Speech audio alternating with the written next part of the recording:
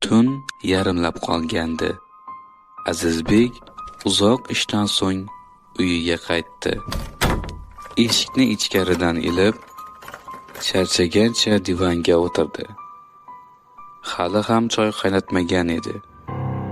Lekin oshxonadan qaynayotgan suvni ovozi kelardi. Yuragi g'ash bo'lib oshxonaga qaradi. Choynak joyida turardi. Charchabman shekilli, deb o'ziga tasalli berdi. Ammo orqasiga qaraganda oshxona stolida bir stakan choy turardi.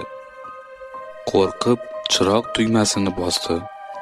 Aksiga olib u ham ishlamadi.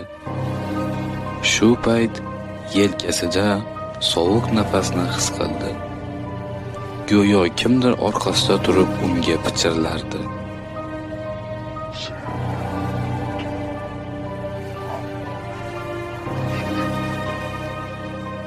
Azizbek seskanib orqasiga o'girildi, ammo hech kim yo'q edi. U yugurib yotoqxonasiga kirdi va eshikni yopdi. Nafasini rostlashga harakat qildi.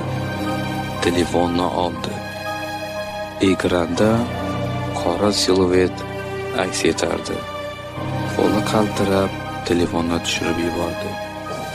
Tashqarida oyoqlar tovushi eshitildi. Uyidagi barcha eshiklar ochilib yopila boshladi. Ichki ovozi unga "Ko'zingni yuma ko'rma. Agar yumsang uni ko'rasan" deb baqirardi. Lekin ko'rmaslikning iloji yo'q edi. Sekin ko'zlarini ochdi.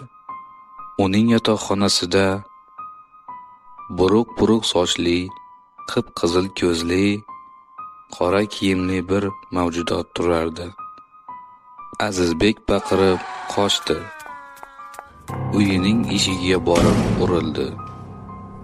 Mahluq jilmayib u tomon intildi. O'sha voqeadan keyin Azizbekni hech kim ko'rmagan. Lekin uning kvartirasidan har yarim tunda baqiriq ovozi eshitilardi.